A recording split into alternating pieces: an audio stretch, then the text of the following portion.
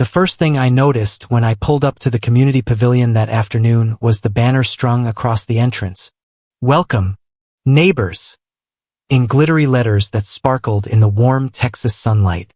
Pink and silver balloons bobbed lazily in the spring breeze, tied to every fence post and table, sending a signal to the entire Pinewood Estates that harmony lived here today, as long as you followed the HOA rules to the letter.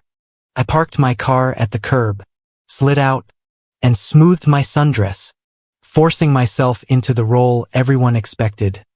Present, helpful, invisible.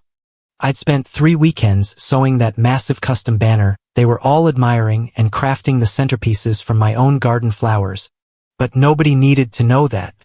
Not when Karen Hargrove, our fearless HOA president, was already holding court like the queen of suburbia.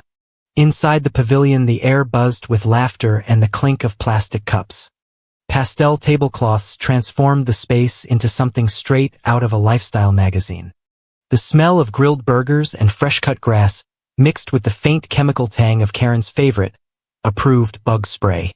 Residents clustered in tight little groups, voices rising in bursts of excitement about the new pool rules or the latest fine for someone's mailbox being half an inch too high. I moved through the crowd offering polite nods and smiles, but I felt the subtle shift, the way eyes slid over me like I was part of the landscaping. Out on the lawn, rows of folding chairs sat neatly under the big tent, each one decorated with little ribbons and handwritten name cards.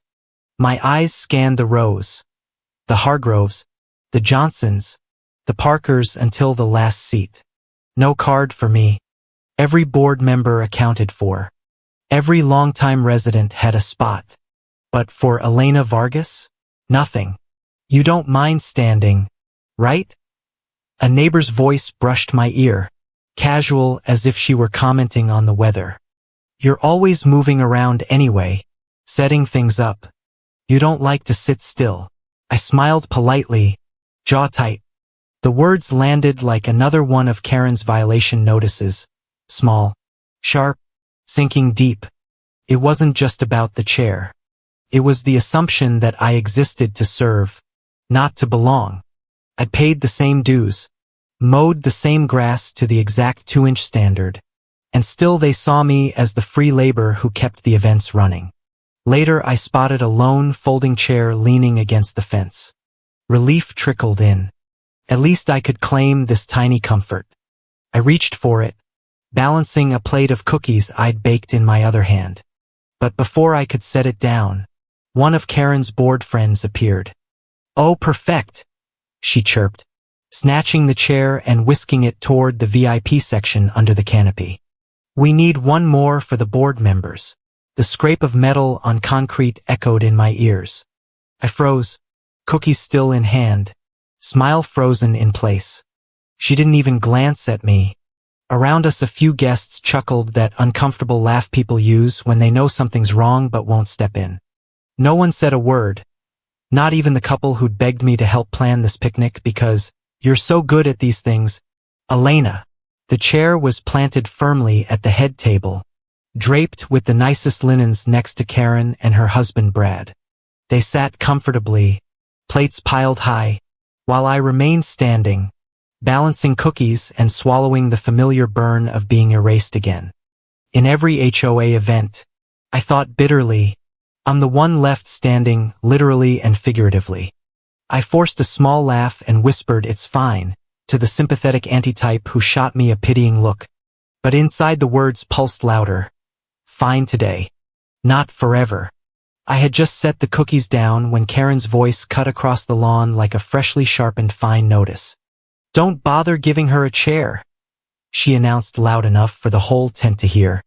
"Let her stand. She's free help anyway." The air froze. Silence pressed down. Then came the laughter, uneasy at first, then too loud, the sound of people choosing comfort over courage. Some nodded. A few smirked. Others suddenly became fascinated by their drinks.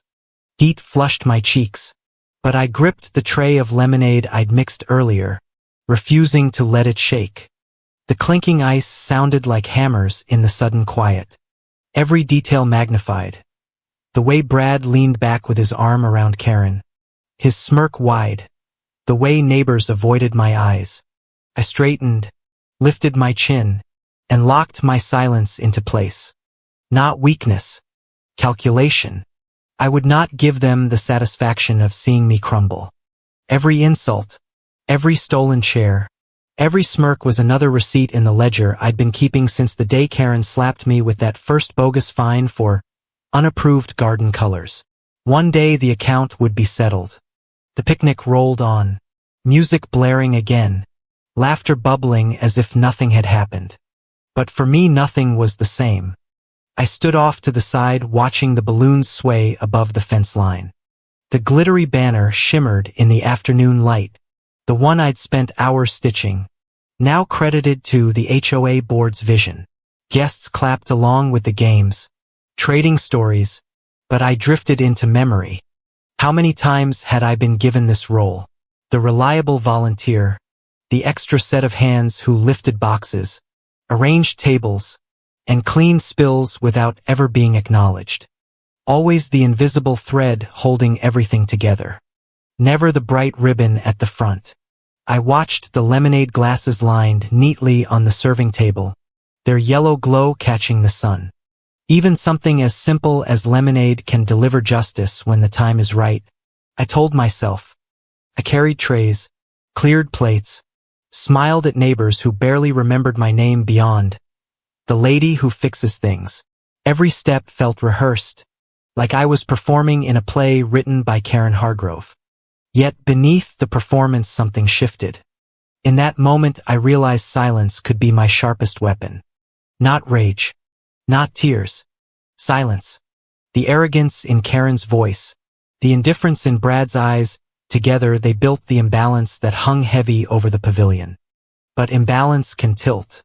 And when it does, it never stops halfway.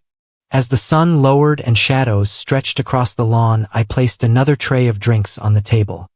From the corner of my eye, I caught Karen watching me, her smirk still fixed as though she had already won. She raised her glass toward me, mockery shining in her eyes, daring me to break.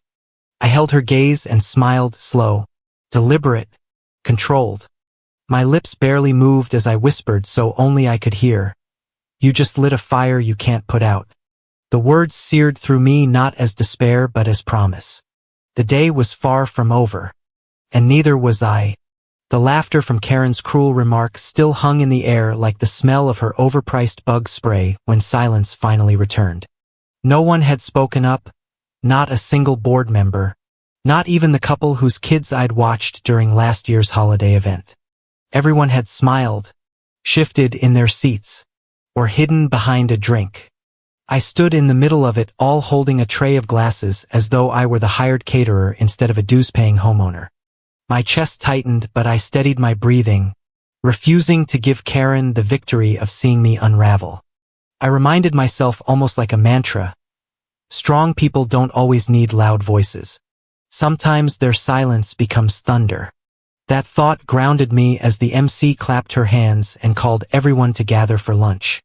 The buzz of chairs scraping and feet shuffling gave me something to focus on. I followed the crowd toward the dining area, eyes tracing the neat rows of place cards set carefully on each table. The handwriting was elegant, every name written in swirls of ink that made the moment feel official. But as I studied them, an annoying suspicion crept in. Something was off. Each board member's name was there. Every important family accounted for. But my eyes kept scanning, searching for mine, and it wasn't there. As I hesitated, I overheard a guest near the gift table praising the invitations. She was showing someone the printed guest list taped to the wall for convenience. I moved closer and then I saw it.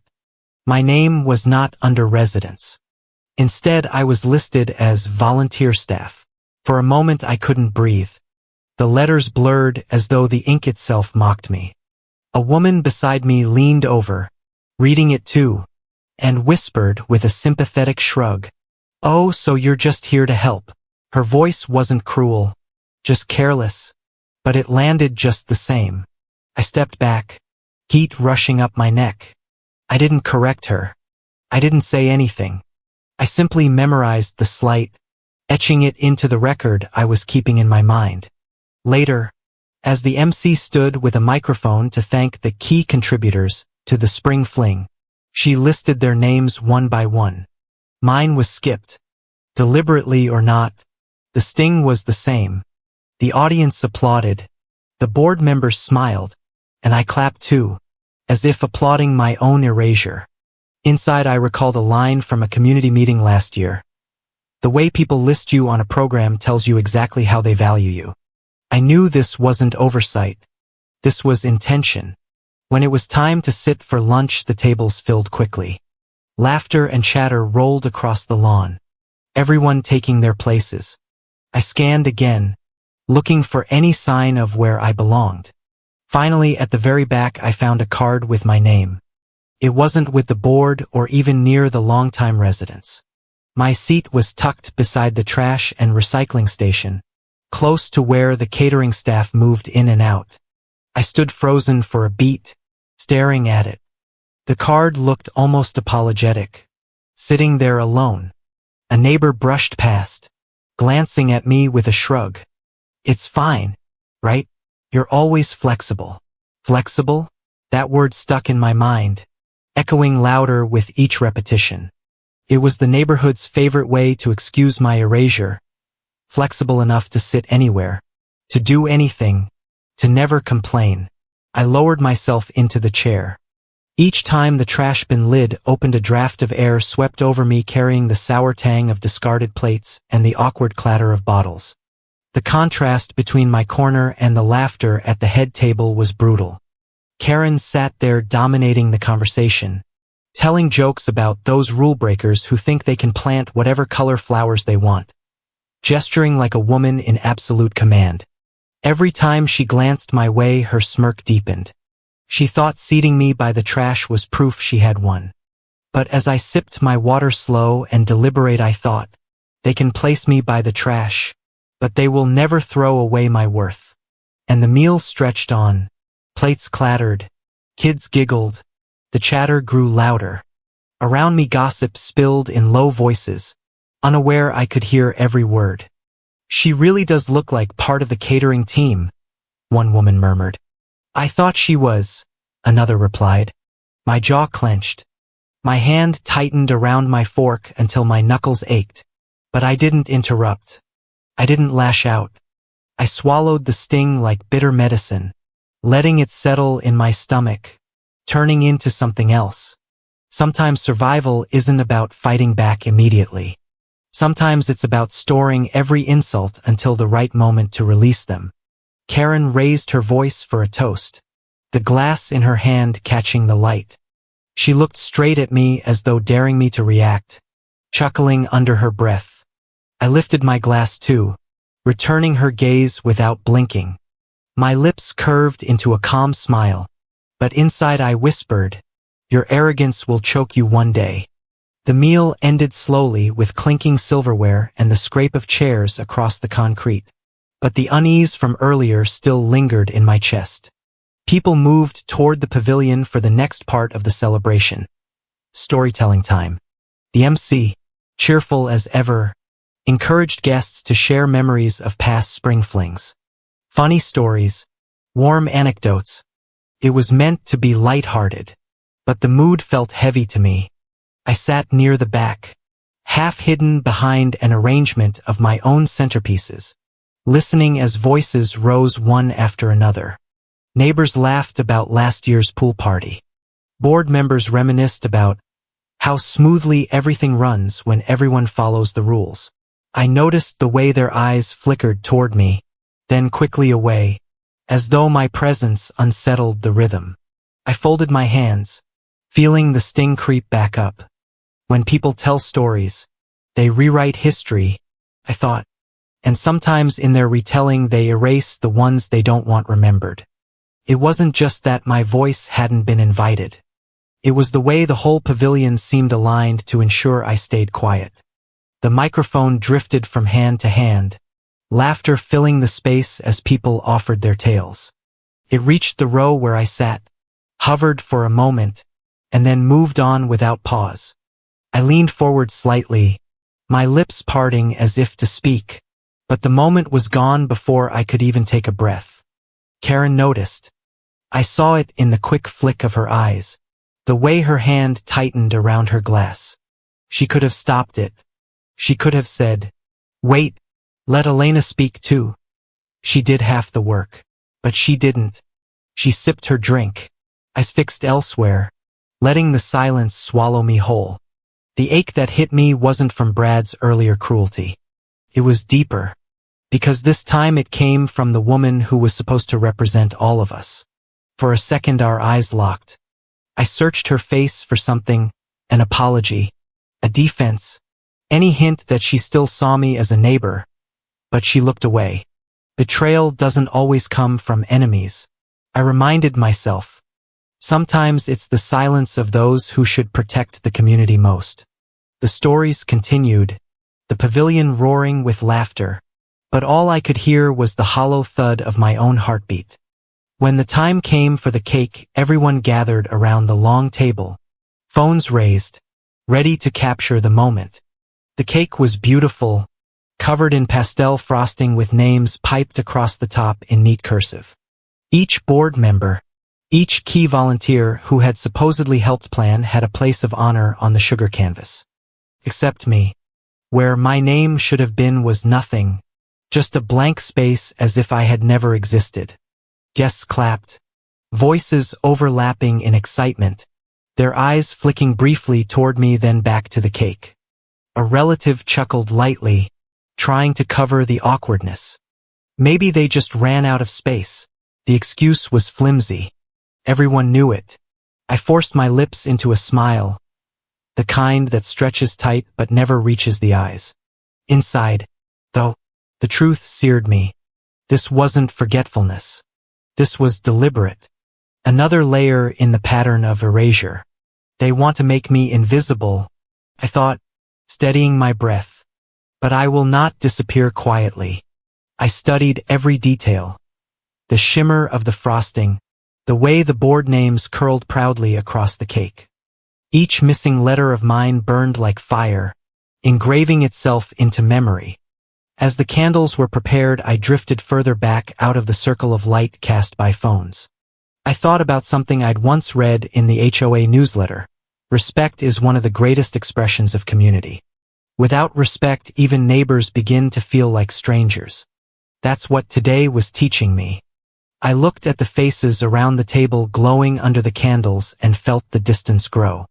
To them I wasn't a resident, not a contributor, not part of the neighborhood. I was the help, the extra, the shadow at the edge of every photo. Every insult today wasn't breaking me. It was sharpening me. The laughter felt hollow now, tinny and disconnected. Even the sweetness of the frosting in the air seemed sickly, cloying. My silence was no longer fear. It was strategy, a deliberate choice. I wasn't going to cry or beg for acknowledgement. I was going to collect each wound, each omission until the day I returned them in kind. The candles flickered to life, a chorus of cheers rising around the pavilion. I watched the knife slice through the frosting, cutting directly across the empty space where my name should have been. A whisper stirred in my chest, steady and quiet. If they want to erase me, I'll etch myself back into this neighborhood with truth they can't ignore. My hands clenched loosely at my sides, but my face remained calm, unreadable, outwardly invisible, inwardly blazing. This memory I knew would never fade. The cake had been sliced, plates passed around, and people drifted back into clusters of chatter. I sat quietly in my chair near the trash station, a fork poised but untouched on my plate. The sugar tasted bitter on my tongue, not because of the frosting itself but because of what it symbolized, my absence written in pastel icing. The MC clapped her hands together and called for everyone's attention. "Let's do something fun," she said brightly. "We'll go around and share a favorite memory of past spring flings. Funny or sweet, something to celebrate this new chapter." Laughter rose in the pavilion, playful teasing already starting before the microphone was even passed. The energy felt lighter, full of claps and cheers, but beneath it my stomach twisted. I knew what was coming. I folded my hands in my lap, breathing slowly. This isn't about memories, I thought, staring at the balloon arch framing the pavilion. It's about who gets to be remembered. The first story drew chuckles. The next roared into full laughter. I smiled faintly, but my chest felt restless. Every laugh, every clap reinforced the hierarchy. Who mattered, who didn't, who got their history honored, and who got erased. Glances flitted my way, subtle but sharp. It was a silent reminder of my place, one I had grown used to but never accepted. The microphone passed slowly, person to person. I could feel it moving closer like a tide I couldn't stop. Then it reached the row where I sat. The MC's hand hovered for a brief second, and the mic tilted toward me. I sat up straighter, a small breath escaping, ready to offer something, anything. But in one fluid motion the microphone skipped past me, delivered directly to the next guest without pause. A ripple of laughter followed, not cruel but careless, as though the act itself was amusing. I froze, my fingers digging lightly into my skirt. My heart didn't race. It sank. I glanced toward Karen, desperate for her to notice, and she did. Her eyes flicked to mine, catching the hurt plain on my face. But instead of speaking up, instead of saying, "Wait, Elena deserves a turn," she made the banner. She raised her glass and sipped, her expression unreadable. That cut deeper than anything Brad had thrown at me earlier. It wasn't his dismissal that broke me. It was hers. For a moment our eyes locked. I searched hers, begging silently for acknowledgement, but she looked away, smoothing her dress, nodding politely at the next story. Sometimes silence isn't ignorance. I realized. It's complicity. I leaned back, whispering only to myself. Erase me from your stories once, and I'll let it slide twice, and I'll carve my own chapter. The stories continued, but the laughter echoed strangely in my ears. I wasn't part of their narrative anymore. I was something else entirely, an outsider standing in a pavilion that claimed to be community. Later, during a short break before the next game, I gathered a few cups left behind on a side table. Old habits, helping, tidying, filling the spaces others left. As I turned toward the kitchen, a guest smiled warmly at me and said, "Oh, thank you. Are you with the staff?" My hand froze around the tray. My face flushed instantly, heat crawling up my neck. Before I could respond, a laugh rang out across the pavilion. Karen's laugh, cut through the air, cruel and satisfied. She didn't correct her. She didn't clarify. She just chuckled, shaking her head as if the idea amused her. The guest realized her mistake quickly, her face pinking. "Oh my, I'm so sorry. I didn't mean," but the damage was already done. The implication lingered, heavier than her apology. I forced a tight smile, nodding once. "Don't worry about it." Inside, though, I was burning. If they see me as staff, then they've succeeded in rewriting who I am. But I knew better. Every humiliation today was becoming a receipt, and one day I would collect. I set the tray down on the counter, pressing my palms against its cool surface to steady myself. Eleanor Roosevelt's words whispered in my mind as if called there by instinct. "You must do the things you think you cannot do." I repeated it silently again and again until the ache in my chest steadied into resolve. I returned to the pavilion, sliding back into my seat, my expression calm. Outwardly I appeared as I always did, quiet, helpful, unshaken. Inwardly the fire grew. I realized something important then. Rage is loud, but resolve is quiet. Karen smirked across the table, leaning into Brad as though she owned the day, the neighborhood, the entire narrative. Her eyes told me she believed I would never fight back, that I would always remain the silent volunteer absorbing blow after blow without resistance. She didn't know me. Guests laughed as the games picked up again, their voices blending with the clinking of glasses. To me it all sounded hollow, a performance I was no longer a part of. I sat there quiet, but inside I thought, they think I'm weak because I don't shout. But silence sharpens like a blade. Each cut, each omission, each mocking glance. It wasn't killing me. It was forging me. As the room buzzed again, I carried another pitcher of lemonade back to the tables. The glasses clinked softly, the sound almost soothing in its repetition. Karen lifted her own glass toward me, a mocking grin plastered on her face. Her eyes gleamed with arrogance, daring me to crack. I met her stare, let a faint smile curve across my lips, and thought, mock me all you want. The taste of arrogance always leaves a bitter aftertaste. And one day she would drink more than she could swallow. The formal games ended with a burst of applause, and the pavilion loosened into the kind of atmosphere that comes after planned entertainment. People relaxed back into their chairs, balancing paper plates of snacks and glasses of soda. The chatter shifted from organized play to casual banter. I sat at the far edge of a bench, a glass of water in my hand. Around me laughter rolled easily. Neighbors teasing one another, aunts comparing vacations, uncles arguing about sports. I listened quietly, my smile faint, but I noticed the way eyes darted toward me and quickly away. Nobody directed words at me, not even a simple question about my garden or my job. I was the silent extra, sitting in plain sight but treated as invisible. I sipped slowly, letting the cool water steady me.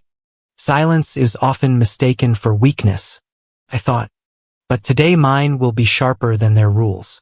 The sound of laughter filled the air so warm, so easy, and yet I felt the sting of what was about to come. I could sense it, the way the conversation circled, preparing to land on me, not with kindness but with mockery dressed as humor. It was Brad who set it off. He leaned back in his chair, a glass of beer clutched loosely in his hand, and said loudly enough for everyone to hear, "She's always been the free babysitter for the neighborhood events anyway." The room erupted. Hands slapped against thighs. Some guests clapped. Others doubled over with laughter. And then Karen added her voice, sealing the cruelty. She leaned back smugly, one arm draped along the back of her chair, her grin wide. Exactly. Always helpful. Always available. The neighborhood can always count on Elena. The laughter echoed in my head, each chuckle striking like another fine notice. My chest felt heavy, my ribs closing in as though I were being pressed into the bench. I froze, staring down at the water in my hand, the ripples on its surface trembling with every sound of their amusement. It's one thing to be mocked by strangers, I thought bitterly. It's another when your own neighborhood turns your contributions into their punchline. The joke wasn't just a comment. It was a declaration. It told everyone in the pavilion what role I played in their eyes. Not a homeowner, not a neighbor, not a woman with her own life, but the reliable, expendable volunteer, the one who never said no, the one who gave without expecting acknowledgement. No one corrected them. No one said, "That's not fair." They laughed because laughing was easier. I swallowed hard, my face a mask of composure, but inside something cracked open. Not a break, but a spark. My hand moved almost without thought. I reached for a napkin from the table. Earlier I had borrowed a pen from the sign-in table, tucking it absent-mindedly into my purse. I pulled it out now, the weight of it suddenly purposeful in my hand. I placed the napkin on my lap, leaned forward slightly, and began to write. Each letter was deliberate, my handwriting steady even as my pulse raced. Not free. Not invisible. I folded the napkin neatly, pressing the crease sharp, and set it down on the nearest table. Without a word, I rose and walked toward the refreshment station. For a moment, nothing happened. The laughter rolled on, conversations branching again. Then I heard it, someone picking up the napkin, the faint crinkle of paper unfolding. "What's this?" a guest read aloud, their voice confused. "Not free. Not invisible." The laughter faltered, sputtering into silence. I didn't turn back, but I could feel the air shift. Karen's smirk faded. I didn't have to see it to know. Her silence said enough. Her jaw would be tight, her pride nicked by the smallest act of rebellion. It wasn't a scream. It wasn't a speech. It was ink on paper, for words that cut sharper than anything I could have shouted. Sometimes the loudest statement is one you don't even have to say out loud. I poured myself another glass of water at the station, the sound of the faucet masking the quiet murmur that had replaced laughter. Conversations eventually resumed, but the tone was different. The easy, careless atmosphere was gone, replaced by something taut and uneasy.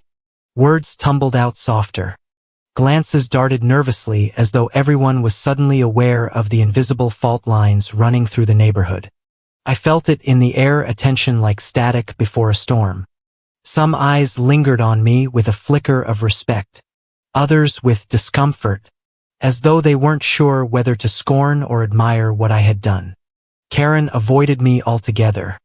She moved around the pavilion offering guests more snacks, fussing over the decorations, her eyes never once meeting mine, pretending it hadn't happened, pretending I hadn't just broken the script she had written for me.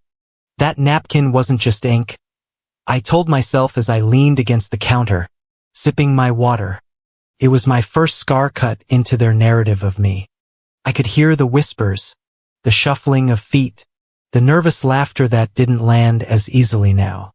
Brad muttered something under his breath, but he didn't speak it aloud. Not yet. The storm was building, but for the first time I wasn't afraid of it. Later, as I refilled my cup, the silence cracked.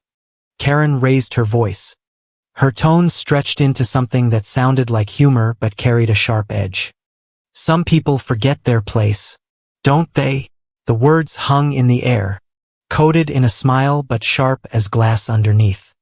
I turned toward her slowly, meeting her gaze head-on. I didn't blink.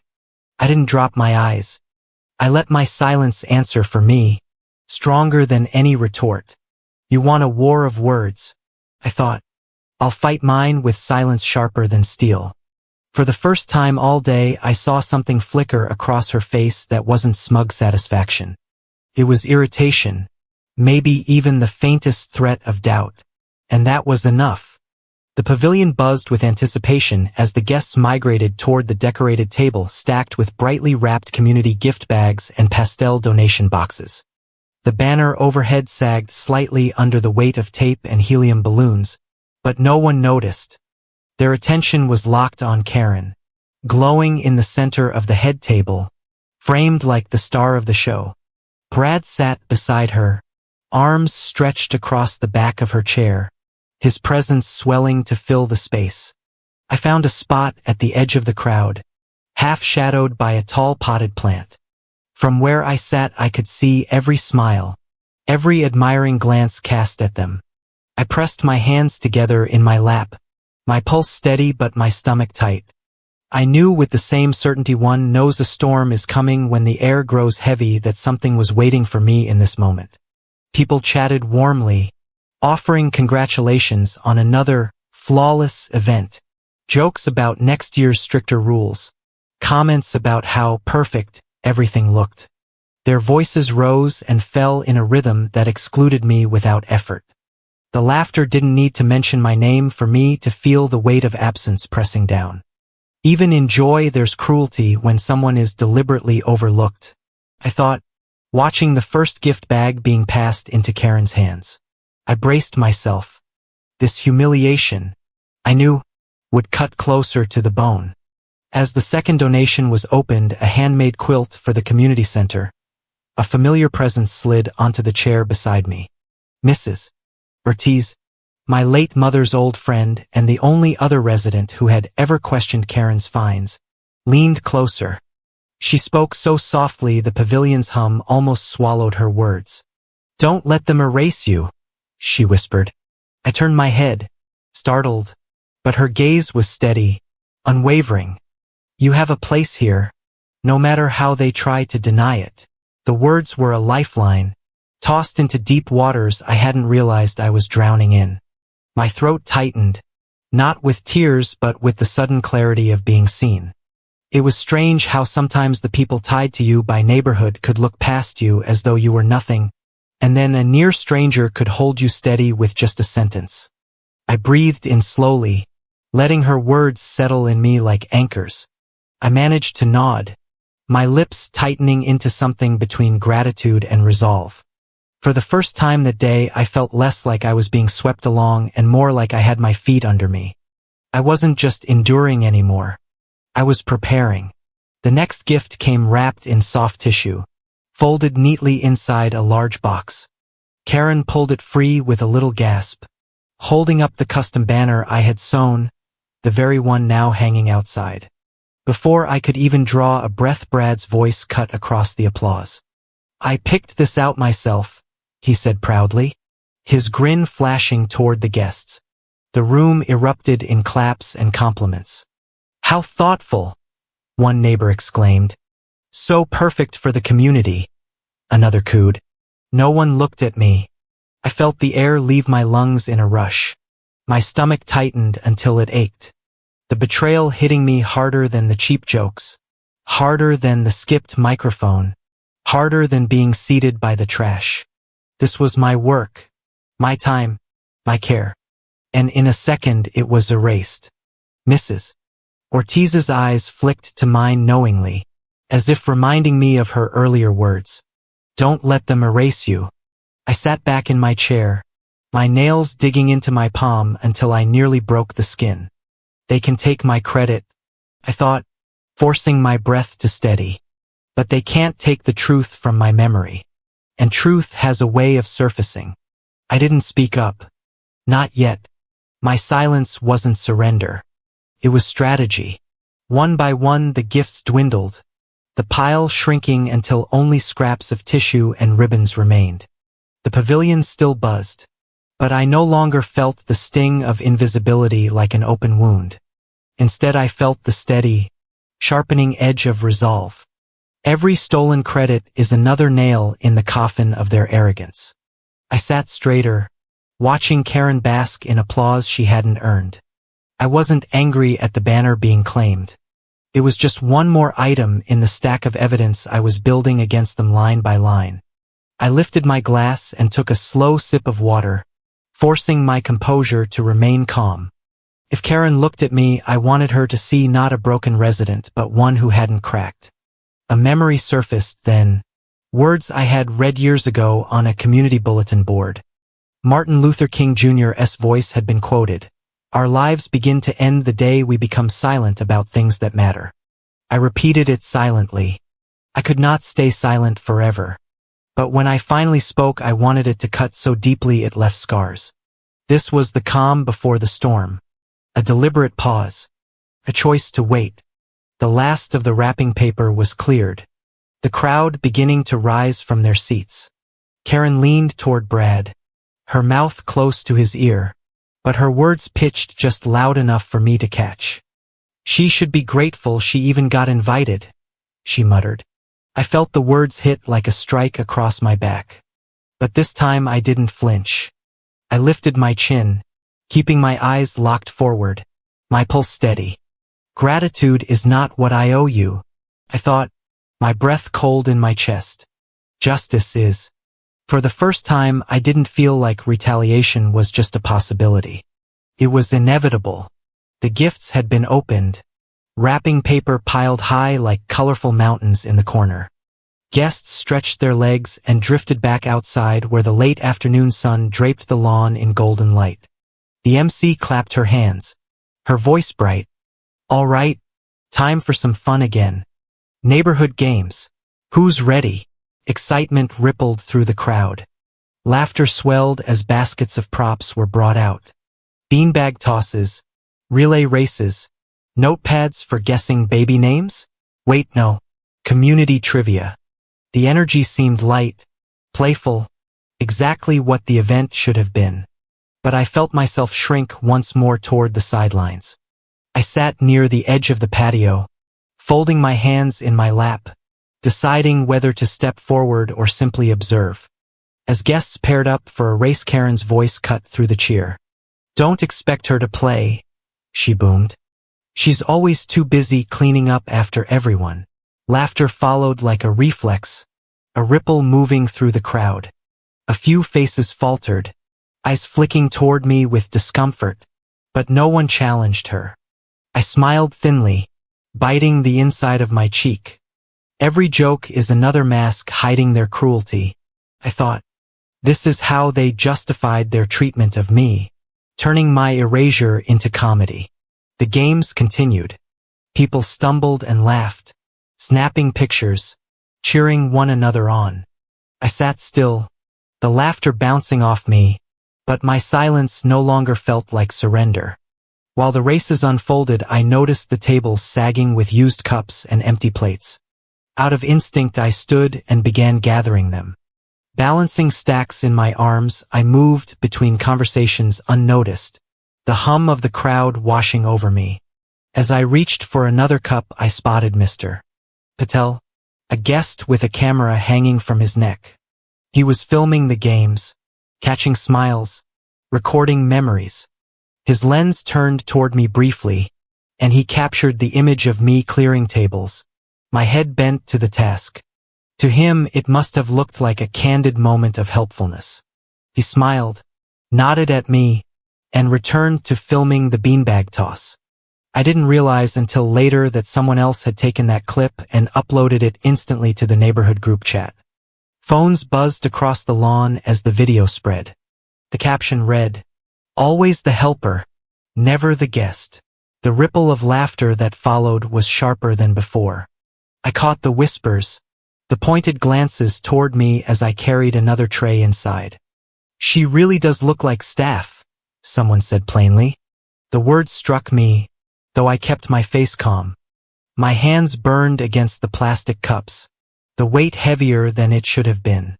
Inside I thought, silence is my shield now, but shields can also be sharpened into weapons. I pressed the thought deep, letting the humiliation settle, not as defeat but as fuel. The hum of phones and whispers hadn't yet died down when a sudden hush fell over the pavilion. A younger kid had wandered back inside, fiddling with an iPad left on a chair. Somehow, with a few taps, the device connected to the large TV mounted on the wall for the slideshow. The screen flickered and then words appeared. Lines of messages scrolling across for everyone to see. At first confusion spread, then recognition. It was the board's private group chat titled, "Real Neighborhood Planning." My stomach dropped. Message after message filled the screen sent by Karen, Brad, and several board members sitting in that very pavilion. "Don't forget she's just extra. The servant will show up again like always. At least she makes herself useful. Cheaper than hiring a cleaner." Gasps echoed. A few hands flew to mouths. Someone laughed nervously, trying to shrug it off, but the words were undeniable. I stood frozen, staring at the screen, feeling the sting cement into something far heavier. This wasn't a careless remark or a cruel joke. This was deliberate, organized, a system built to erase me. Mrs. Ortiz's eyes caught mine from across the pavilion, her jaw tight, her gaze filled with something close to fury. But she didn't move to stop it. She didn't need to. The evidence was out now. Undeniable. I breathed slowly, my face unreadable. This wasn't carelessness, I told myself. This was proof. And proof has a way of becoming power. The games outside faltered as whispers carried through the open doors. Inside, I poured myself another glass of lemonade, my hand steady despite the tremor in my chest. I lifted it slowly, sipping with deliberate calm. Across the pavilion, Mrs. Ortiz gave me the faintest nod, her expression stern but approving. Her look said everything: hold steady. Timing is everything. The tension was thick now, cutting through the false cheer of the Spring Fling. Karen stood quickly, laughing too loudly. "Oh, come on," she said, waving a hand toward the screen. "It's just jokes. You know how board members tease." I fixed my gaze on her, not smiling, not flinching. My voice didn't rise because I didn't need it to. Jokes become daggers when repeated enough times. The guests shifted uncomfortably. The air buzzed with unease. Some avoided my eyes entirely. Others stared at me with something almost like shame. I stayed still, my silence heavier than any outburst. This was no longer submission. This was preparation. As the noise returned, broken and uneven, I set down the lemonade pitcher with deliberate care. The sound of glass against wood echoed louder than it should have, and for a moment the pavilion quieted again. Inside I whispered to myself, "They've written me out of their neighborhood story. Now I'll write my own ending, and this time it won't be erased." The backyard had quieted into a deceptively peaceful rhythm. After the chaos of the game's, guests now gathered again around the picnic tables, plates refreshed with finger food, chatter circling like lazy smoke. The sky had shifted into late afternoon hues, warm gold streaked with shadows stretching across the lawn. I carried pitchers of lemonade from the kitchen.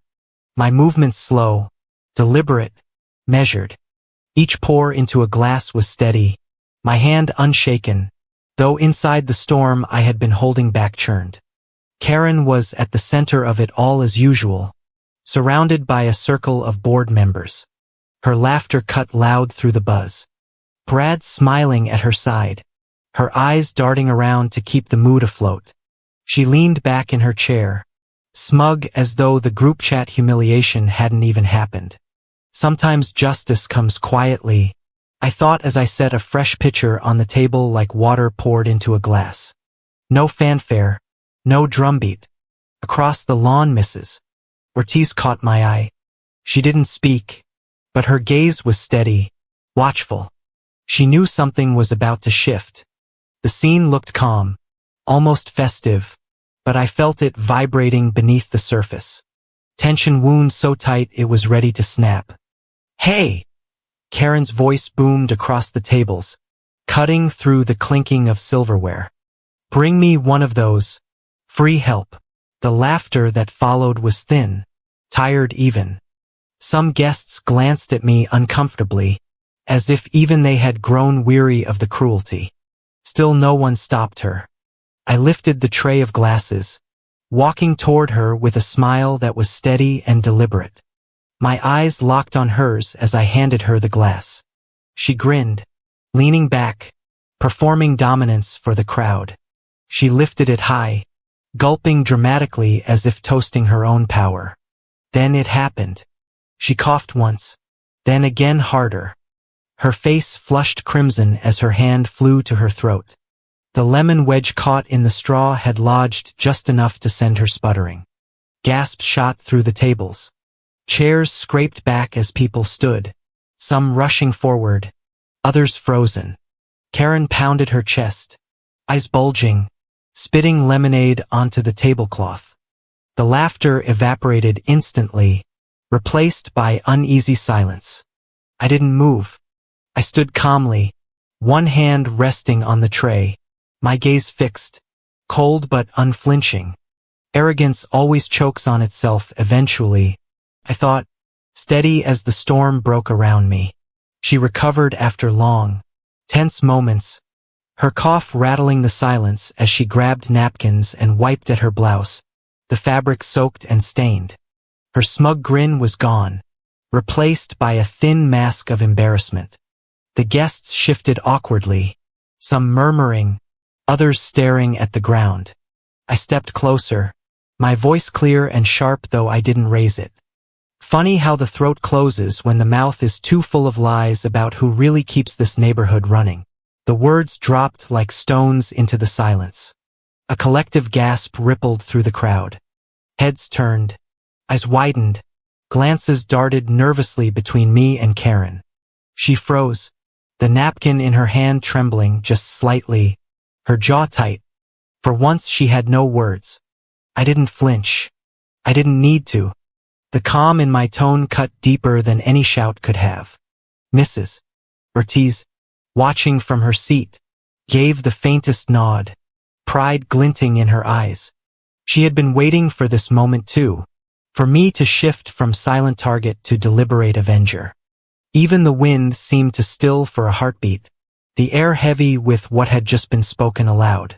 That wasn't just my voice, I thought, feeling the fire settle into a cold, sharp blade. It was every unspoken insult I had swallowed finally released in one sentence. The aftershock was visible. Guests shuffled uncomfortably, eyes dropping to phones, fingers fidgeting with empty cups. Some sipped drinks they didn't want. Others busied themselves with napkins, anything to avoid the silence that still clung. Karen laughed nervously, the sound trembling, unconvincing. Well, let's not take things too seriously, she murmured, her voice wobbling. I didn't break my gaze. I kept my eyes locked on her, refusing to look away first. She muttered under her breath, "You'll regret that," but her tone was thin, stripped of its usual bite. Inside I felt something new. Not just survival, not just endurance, control. They thought silence meant defeat. I told myself. They never understood silence could be a weapon waiting to strike. The atmosphere of the picnic had shifted permanently. Power had slipped, and though they tried to gather it back with nervous laughter and shuffling, it wasn't theirs anymore. I set the empty tray down, the sound sharp against the table. My thoughts were calm, certain. This was only the beginning. They have more to choke on. Truth itself.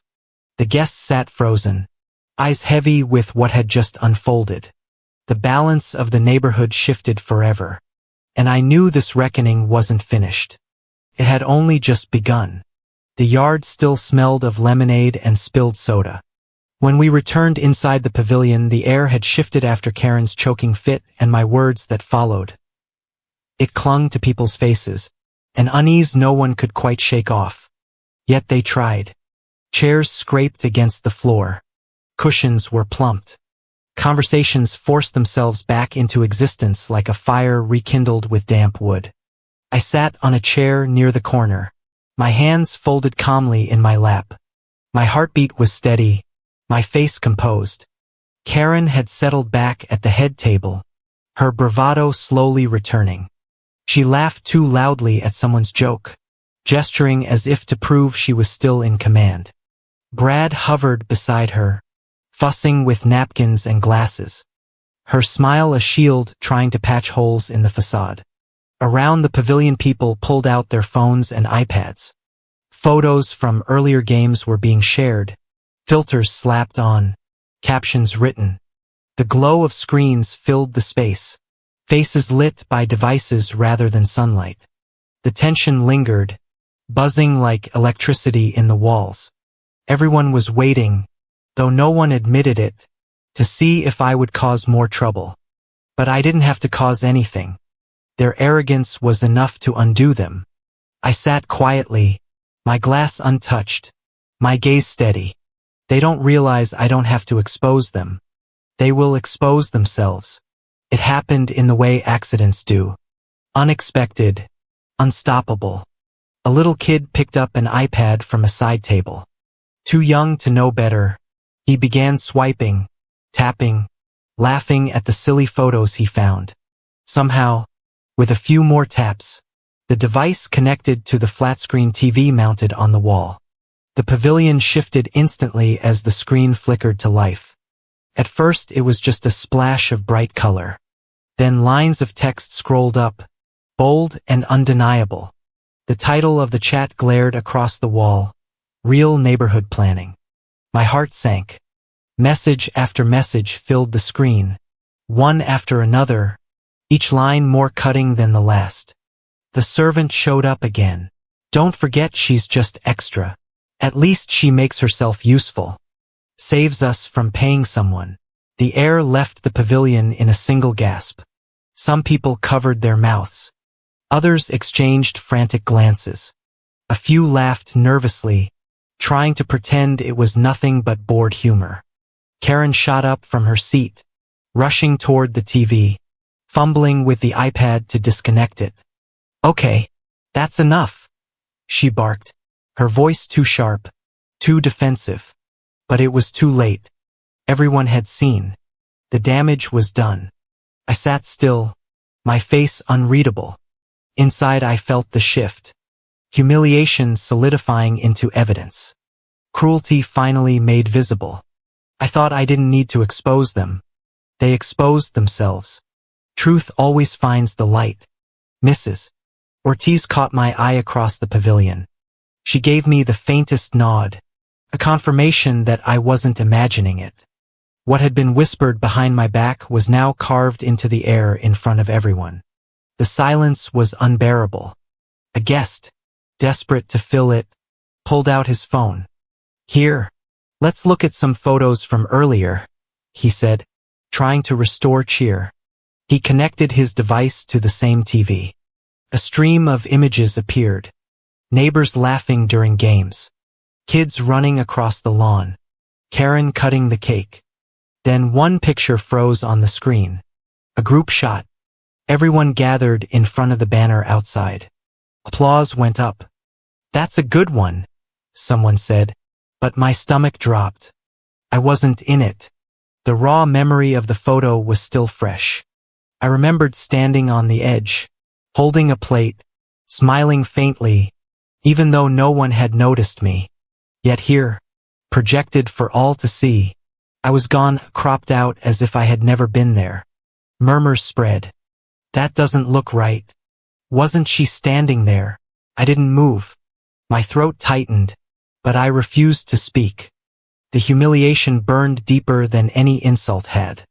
This wasn't just omission. It was surgery, deliberate removal, cutting me away from their picture of community. No words could soften it, and none were needed. The silence that followed was heavier than shouting. I lifted my glass slowly, sipping water as though nothing had happened. My gaze was steady, my breath even. Around me the guests shifted, fidgeted, avoided my eyes. Some looked ashamed, some complicit, all uncomfortable. Karen muttered from across the room, her voice low but pointed. "Stop making a scene." The irony hit me with cold clarity. I hadn't moved. I hadn't spoken. The scene had been made by them. Words were no longer needed. Their cruelty was already carved into the walls of this pavilion, projected on screens, etched into memory. Silence can scream louder than any voice when truth stands beside it. Each second I sat there tightened the noose of shame around them. Every breath a reminder that they had written me out. Not by mistake, but by choice. And now everyone knew. The TV screen finally went black. The pavilion exhaled all at once like a collective attempt to reset. But nothing was reset. Nothing could erase what had been seen. I set my glass on the table and whispered inwardly, calm and cold. "This isn't just humiliation. This is evidence. And I will use it." The guests shifted uneasily, conversations faltering into half-sentences. The joyful facade of the Spring Fling was shattered, its cracks wide open. The reckoning had begun. The silence that followed the blackened television screen was not relief. It was weight, pressed down on the pavilion, sinking into the carpet, coating the air like humidity before a thunderstorm. No one moved at first. Guests lingered in clumps, whispering into their cups, their words fragmented, unsure whether to address what they had just seen or to pretend it had never appeared on the screen. I sat composed, my hands folded in my lap, back straight against the chair. My silence was no accident. It was my weapon. Every second I gave them without interruption was another second of shame thickening around their throats. Karen tried to laugh, the sound brittle. Come on, she said, gesturing toward the empty TV. Every board has jokes. You can't take it all so seriously. But her voice cracked at the end, betraying the insecurity she tried to disguise. Brad rushed in with nervous energy, refilling glasses, asking people if they wanted more food, his tone exaggeratedly bright. Let's just enjoy the evening, he urged, his voice desperate. It's supposed to be a celebration, but celebrations built on lies collapse easily. Order cannot be restored with lies, I thought. Once truth breaks out, can't be stuffed back in. The stillness fractured in a new way. I noticed eyes beginning to turn, not just toward Karen, but toward Brad. The weight of the screen's words had shifted the balance. Guests whispered not only about what Karen had said but about what the board had allowed. She let this happen? One neighbor muttered under her breath, her eyes fixed on Karen. Another resident, older, frowned deeply. She knew, he said, shaking his head. She had to. I watched Karen closely. Her composure slipped for the first time. As she poured soda into a glass, her hands trembled, spilling liquid onto the table. She fumbled with napkins, dabbing at the mess. Her face flushed. Sometimes guilt is loud, I narrated inwardly. Not in words, but in the tremble of hands, the shifting of eyes. Even her closest board friends, the ones who had been whispering in her ear all day, looked away now. None of them defended her silence anymore. Mrs. Ortiz's gaze met mine from across the pavilion. Her chin lifted slightly, her expression stern. Her subtle nod was a confirmation. The tide was turning. It wasn't me against them anymore. The crowd itself was beginning to see complicity for what it was. A guest, in a clumsy attempt to lighten the mood, spoke too loudly. But she's always been so helpful, he said, gesturing vaguely toward me. Always cleaning up, always reliable. That's her real talent. Laughter followed, but it was thin, uneasy. The words meant to soothe sliced deeper than any direct insult. The worst insults are wrapped in ribbons of praise, I thought bitterly. Karen seized on it, smirking, regaining some footing in her role. Exactly, she said, her tone triumphant. That's her place. Helpful, reliable. She's good at it. It's what she does best. I set my glass down slowly, the sound deliberate, final. I didn't speak. I didn't need to. My silence let the words hang heavy in the air, their weight obvious to everyone. It was the cruelest cut yet, because it pretended to honor me while cementing my erasure. Painted me as useful but never equal. A fixture, not a neighbor. The audience felt it too. I could see it in the way their eyes darted. Discomfort mounting. The poisonous compliment lingered longer than any laugh. Whispers grew louder, not softer. A resident leaned toward another, murmuring, "She deserves better than this." Another shook her head. This has gone too far. The dynamic of the pavilion shifted visibly. Karen's control of the narrative faltered, the certainty of her arrogance unraveling thread by thread. I narrated silently. When power cracks, it never breaks quietly. It shatters with noise, fragments falling everywhere. Karen's eyes darted toward me once, then quickly away. She avoided my gaze altogether, retreating emotionally, shrinking into herself. Brad's face flushed red, his jaw clenched, his shoulders stiff as his frustration grew. The crowd was no longer laughing at me. They were beginning to judge them, and that judgment was something they couldn't undo. The tension burst when Karen slammed her glass down against the table, the liquid inside sloshing over the rim. Her face was twisted with fury. "Enough of this," she muttered harshly. "I won't be made a fool in my own neighborhood." The silence that followed was louder than any shout. I met her glare with a calm smile, my voice steady only in my thoughts. The neighborhood was never yours. It belonged to the lies, and now they're collapsing. The storm was no longer coming. It was already here. Evening had settled over the pavilion like ash after a fire. The balloon garlands sagged, paper plates stacked in tired piles, and the air held the stale heaviness of conversations that had stopped too abruptly.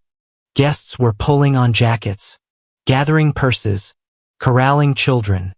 Their voices were lower now, not playful but edged with unease. It was as if everyone wanted to slip out quietly, hoping not to be caught in the residue of what had exploded here. I sat still, watching the clusters disperse. Every goodbye carried the same awkward rhythm. Polite smiles stretched too thin, averted eyes, a rush toward the door.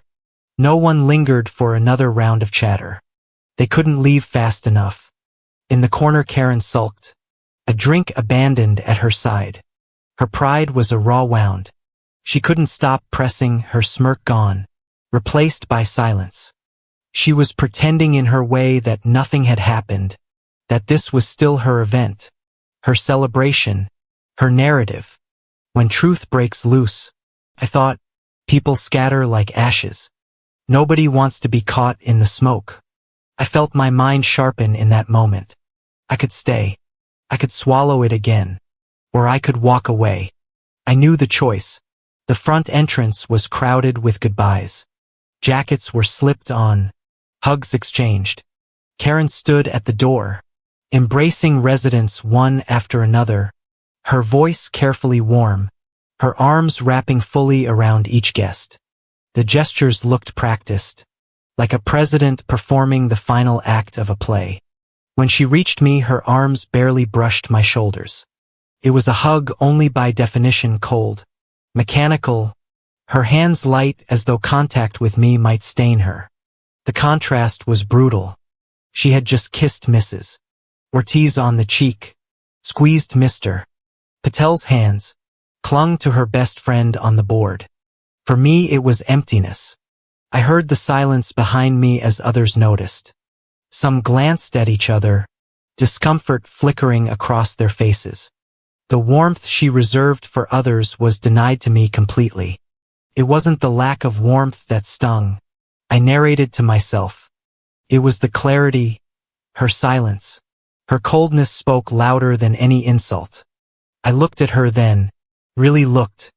President in name only, I thought. Leader in title but not in spirit. That cold embrace severed the last thread binding me here. And strangely I felt more free than wounded. The air outside was cooler, fresher, carrying the scent of cut grass and faint exhaust from cars starting up along the street. I stepped onto the walkway and breathed deeply, letting it fill me, cleansing the weight from my chest. Strength doesn't always roar, I realized. Sometimes it's the quiet decision to walk away. I remembered a quote I had once scribbled in a notebook years ago from Maya Angelou. Leaving behind nights of terror and fear, I rise. Those words were flesh and bone in me. I didn't crave their acknowledgement anymore. I didn't want their apologies. I no longer needed their approval. I've been erased from their stories, I told myself as I walked down the path. But I will write my own. At the end of the walkway, Mrs. Ortiz was waiting. She had lingered deliberately, her presence like a sentinel. She reached for my hand, squeezed it once hard. No words spoken. Her eyes said everything, you chose right. I nodded back. We didn't need more. In that silence I felt the closure. Endurance had transformed into empowerment. The driveway lights clicked on, casting long shadows across the pavement. I walked toward my car, each step measured. Behind me voices were fading, doors shutting, the pavilion receding into something smaller than it had ever felt before. I thought of every humiliation I had swallowed, being cropped from pictures, erased from programs, seated by the trash, called help. Tonight each wound transformed. They weren't scars of shame anymore. They were the steel of my spine. I wasn't losing a neighborhood. I reflected as I reached my car door. I was shedding a weight that was never mine to carry. The headlights cut into the street as I turned the key. The engine's hum vibrated under my hands, a quiet affirmation of independence. Walking away is not failure. It is freedom. The pavilion shrank in my rearview mirror, its lights a faint glow against the night sky. The image of it no longer pierced me. It was just another structure, another building, not a community. They thought they erased me tonight. I whispered, my voice steady as I drove. They'll soon learn I was never theirs to erase. Justice wasn't coming with fists or screams. It was already unfolding, carried by truth itself, and I was no longer afraid to let it burn. The pavilion glowed under the soft hum of evening lamps, a dim echo of what had once been bright, inflated joy. Plates had been cleared, decorations drooped, and the air felt heavy with residue from everything that had already unfolded. Guests stood scattered around the room with paper cups of lemonade in their hands, waiting for one last moment of closure before they could quietly slip away into the safety of their cars and lives. Karen stood at the center, her posture strained but deliberate, the weight of performance still upon her. She lifted her cup and cleared her throat. "Thank you all for coming," she began, her voice warm but practiced. "This day has been so special because of all of you. Your love, your support. It means everything to us." Names tumbled from her lips. Friends, board members, longtime residents. Her gratitude spilled wide, covering everyone she could find in memory. Everyone but me. My name was absent, not overlooked, not forgotten, deliberately omitted. I stood at the edge of the room, my cup untouched, my eyes fixed on her. The omission was a blade sharper than any of Brad's earlier taunts. She didn't even stumble when she skipped me. The precision of her silence made it clear. Silence in gratitude is just another form of erasure, I thought. But tonight I will not leave quietly. I walked slowly toward the table where the empty lemonade tray rested, the same tray that had been my burden for hours. Guests shifted uneasily, their eyes following me. They expected another act of service, another performance of helpfulness. Instead, I lifted the tray and set it down with finality in the middle of the table, the sound sharp enough to puncture the stagnant air. I straightened, my voice calm but carrying to every corner. "Free help won't be around anymore." Gasps rippled across the room. Someone dropped a cup. Karen stiffened in her chair, her eyes narrowing while Brad froze mid-breath. The silence after my words was deafening. The laughter that had filled this pavilion all day had no place here now. Sometimes the strongest revenge isn't rage, I thought. It's departure with dignity, leaving them choking on their own shame. I caught Mrs. Ortiz's eyes across the room. She gave me the faintest smile, the kind that carried decades of wisdom in its restraint. She knew I had chosen my moment well. Karen's mutter broke the silence. "You think you're better than this neighborhood?" Her voice was low but laced with venom, daring me to meet her anger. I looked at her directly, steady, unflinching. Better? No. But stronger? Absolutely. Brad's voice trembled as he tried to intervene. "Don't do this here," he pleaded, his hands fluttering uselessly at his sides. "This is the only place it ever mattered," I answered, my tone calm but sharp. "Here, in front of everyone, is where you erased me. So here is where I tell you I'm not gone. I was never what you said I was." The murmurs in the crowd rose like a tide. "She's right," someone whispered. Another voice followed firmer. "They treated her unfairly." The word spread, strengthening, weaving into a chorus of acknowledgement. Karen's face reddened. She opened her mouth to retaliate, but the momentum wasn't hers anymore. She couldn't stop the tide. When the truth finally stands up, I thought, lies sit down. And they were sitting down, shrinking before their own residents. I turned toward the door, my steps steady, unhurried, deliberate. The floor creaked under each stride, each sound a punctuation mark in the sentence of my departure. Guests parted instinctively, making way. Some met my eyes and nodded, quiet respect in their gaze. Others lowered their heads, shame pushing their chins into their chests. I wasn't leaving in defeat, I narrated inwardly. I was leaving in triumph, carrying only myself, not their weight. The door opened onto the night air, cool and cleansing after the suffocating pavilion. The sky had darkened fully now, stars scattered faintly overhead. I drew a long breath, savoring the freshness of it, the freedom. Mrs. Ortiz followed, her steps light but firm. She placed her hand on my shoulder and leaned in close enough to whisper, "Proud of you." I smiled. A real smile this time, unforced. "For the first time," I said softly, "I'm proud of me too." The words tasted different. Solid. Whole. I walked to my car, the driveway lights stretching long shadows behind me. Each one felt like a tether to the past, stretching but breaking. As I moved forward, I thought of all the years I had been their volunteer, their afterthought, their scapegoat. I thought of every slight, every humiliation turned now into the steel of my resolve. I wasn't losing a neighborhood, I reflected as I unlocked the car door. I was shedding a weight that was never mine to carry. The engine hummed to life, its vibration like a heartbeat syncing with my own. Walking away was not failure. It was freedom. The pavilion shrank in my rearview mirror as I drove away. Its lights dimming, its shape dissolving into just another structure. It no longer defined me.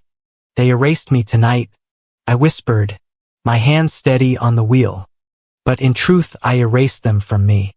The road ahead stretched long and open, headlights cutting clean into the dark. It wasn't an ending. It was a beginning. The first one I had ever chosen for myself. And with that I knew I wasn't walking into emptiness.